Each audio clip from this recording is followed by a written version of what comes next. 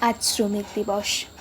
যারা এই পৃথিবীটাকে নিজেদের অক্লান্ত পরিশ্রমে আরও ভালো করে তুলছে, যারা এই দেশটাকে আরও উন্নত করছে, তাদের জন্য একটি কবিতা এই শ্রমিক দিবসে আমি লিখেছি।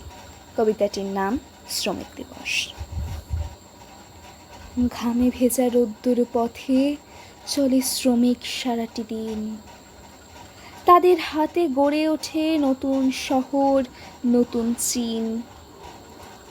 ইটের পরে ইট যে রাখে স্বপ্ন বনে রাতের শেষে। তাদের ত্যাগে পৃথিবীটা সাজে কত রঙের বেশে।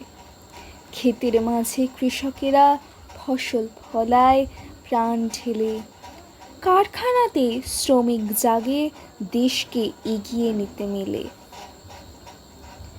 শ্রমের গৌরব চির অমূল। শ্রমিক আমাদের অহংকার। শ্রমিক দিবসে জানাই সবার শ্রদ্ধা, ভালোবাসা অপার। ধন্যবাদ।